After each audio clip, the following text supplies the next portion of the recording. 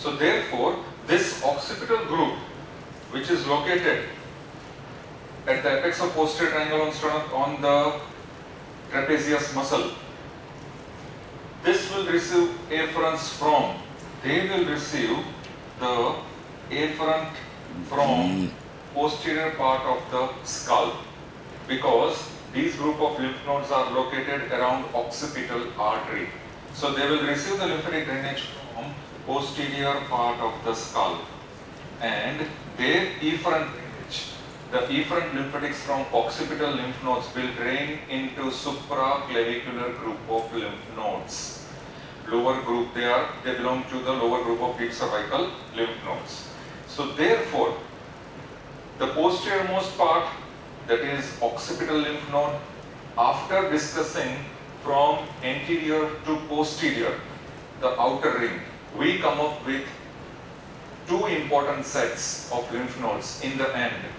In the end of the outer ring, we come up with the two important lymph nodes, superficial cervical and anterior cervical group of lymph nodes. So therefore, for that, if we please shift on this side,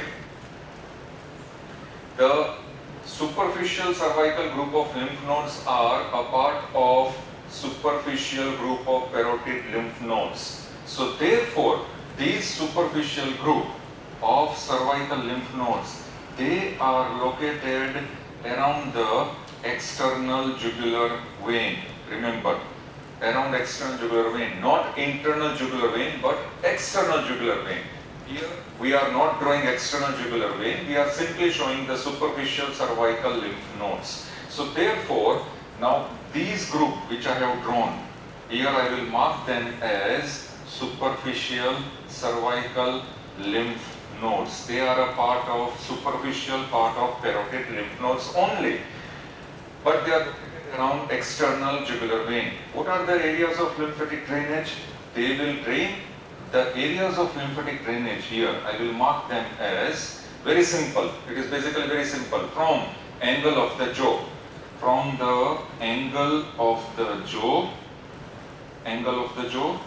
then from the lobule of the ear, from the ear lobule, then from the lower part of the parotid region, from the lower part of parotid region, and from the floor of external acoustic meatus. So therefore, from the floor of external acoustic meatus, from the floor of external acoustic meatus. From these four different areas, the lymphatic drainage will be into the superficial cervical lymph nodes. And the superficial cervical lymph nodes, after draining their lymphatic drainage from these territories, they will themselves drain into the deep cervical lymph nodes. And the last one, which is included in the outer ring, is anterior cervical. Now this anterior cervical group of lymph nodes, I will draw over here. Anterior cervical group of lymph nodes, mostly they are located in the anterior triangle of the neck. They are located in the anterior triangle of the neck. So therefore, here I will mention these group of lymph nodes, as anterior cervical lymph nodes. They are located in the anterior triangle, and they will receive their lymphatic drainage from the entire anterior triangle of the neck. So therefore, they will receive the lymphatic drainage afferents from the anterior triangle of the neck, and they are located, exact location of these group of lymph nodes will be around or on the anterior jugular veins, and they will receive afferents from anterior triangle of the neck. Efferents from anterior cervical lymph nodes will drain into deep cervical group of lymph nodes. Here we finish our outer ring of lymph nodes. Now before we finish the outer ring of lymph nodes, it is very important to mark here what all nodes that we have seen.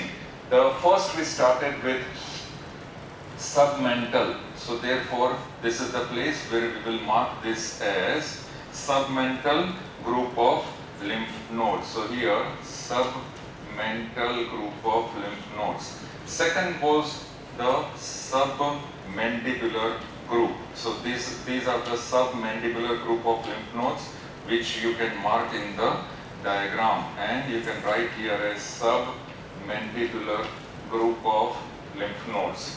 Third was parotid group of lymph nodes. So therefore, here I will mark this as parotid group of lymph nodes. So I will write here parotid group of lymph nodes. Then fourth here, I will mark somewhere here as buccal group of lymph nodes. So I will mark this as buccal group of lymph nodes. Then another one over here, I will mark this as mastoid group of lymph nodes. Mastoid group of lymph nodes or retroauricular. And the last one, I will mark over here as the occipital group of lymph nodes. So therefore, here I will mark this as occipital group of lymph nodes. These are the areas where you have to mark the lymph nodes which we have discussed. Now please come on this side.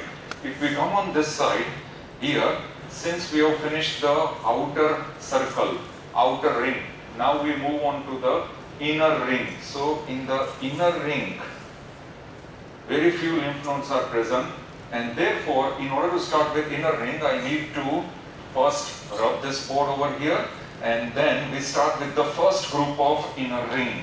And that first group of inner ring is prelaryngeal. The prelaryngeal lymph node which is located in the first group of inner. So therefore, prelaryngeal. Now here, prelaryngeal location will be in front of conus elasticus. And we remember where is conus elasticus? In the larynx. So therefore, this prelaryngeal will receive the lymphatic drainage from the parts of the larynx. Then second group in the inner ring. Remember we are discussing the inner ring. Second group will be pretracheal, in front of trachea, and they will receive their lymphatics from the trachea. Third group will be paratracheal group, and they will receive the lymphatics from surrounding structures, that is lateral part of the trachea and esophagus. So they are going to receive from trachea as well as esophagus. And the last group will be retropharyngeal group of lymph nodes.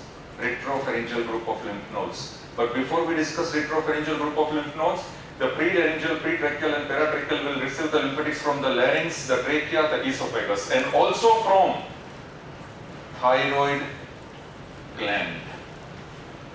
So these are the areas which will drain into prelaryngeal, pretracheal and paratracheal. Now retropharyngeal, where are they located? Retropharyngeal are located in retropharyngeal space, behind the pharynx. So they are going to receive the lymphatic drainage from, very important, slowly I will tell you and I will just keep on marking. So retropharyngeal will receive the lymphatic drainage from, because these things, these questions are asked in also MCQs or one mark question answer. They will receive from pharynx, they will receive from palate, some parts they will receive from tongue, and some parts they will also receive from tonsils. They will also receive from tympanic cavity. They will also receive from the auditory tube. This is asked in MCQ. The auditory tubes will drain the lymphatic drainage into retropharyngeal. A, B, C, D. They'll give the options. Tympanic cavity, auditory tube, and very important, they will receive from sphenoidal sinuses, sphenoidal air sinuses, and the last one, posterior ethmoidal air sinuses. Sphenoidal and posterior ethmoidal air sinuses into retropharyngeal. From retropharyngeal and also from this pre-paratracheal, paratracheal, prelaryngeal, retropharyngeal, the efferent lymphatic drainage will be into deep cervical group of lymph nodes. So therefore, here we have finished the inner circle, inner ring. Now we move on to applied anatomy. So therefore, here I will just mark with arrow, applied anatomy. What is the applied anatomy? Now in applied anatomy, there is one word which is known as block dissection of the neck, or it is called radical dissection of the neck. Now in the block dissection of the neck, sometimes the entire cervical group, whatever we have discussed here, the entire cervical group of lymph nodes have to be excised, have to be removed. In cases of malignancies that have undergone metastasis from the regions of head and neck. So in cases of cancer of the regions of head and neck where metastasis has taken place, the entire cervical group of lymph nodes, wherever they are scattered, needs to be removed, excised. And also certain parts of the tissues need to be removed. That operation is known as the block dissection of the neck. Now in this operation, block dissection of the neck, major structures have to be preserved. For example, carotid arteries, vagus nerve, hypoglossal nerve, facial nerve, these structures need to be preserved. What are the structures that has to be removed? One structure that can be removed, that has to be removed, will be internal jugular vein. And also because internal jugular vein, around the internal jugular vein are the entire deep cervical lymph nodes which are located. That is where we had started this discussion from. So internal jugular vein has to be removed. And sometimes, if necessary, the spinal part of accessory nerve can also be excised. Now here, in this block dissection of the neck, sometimes it is very much necessary to remove the entire tissues which are present around it. That means there needs to be removal of oral cavity, tongue, part of the tongue, and also mandible. If oral cavity and the mandible has to be removed along with this block dissection of the neck, then that operation will be known as Komendo operation. So that is known as Komendo operation. The spelling is C-O-M-M-E-N-D-O, Komendo operation, where the entire half side of the mandible, tongue, oral cavity has to be sacrificed. In the last, clinical classification, very important.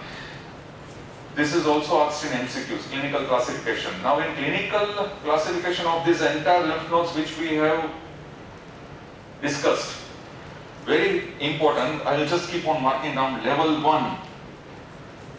This level 1, it will be known as submental group of lymph nodes.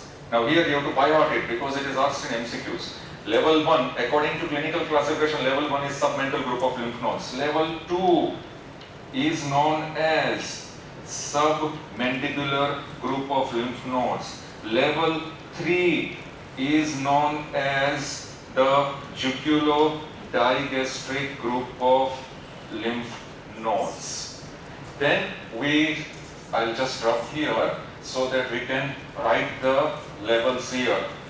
Level 4 will be known as jugulo-omohyoid group of lymph nodes. Level 4. Level 5 will be known as, this level 5 will be known as the posterior group of lymph nodes. In the posterior triangular group of lymph nodes, it is called posterior triangular group of lymph nodes, which includes supraclavicular group of lymph node. So posterior triangular group of lymph node, which includes supraclavicular level 5 and level 6. This is the last level. The level 6 is known as anterior midline group of lymph nodes. The anterior midline group of lymph nodes which are located in the anterior region of the neck. So these are the different levels which are classified in clinical concept. So clinical classification of the different levels. So here we finished the lymphatic drainage of the head and neck. Thank you very much.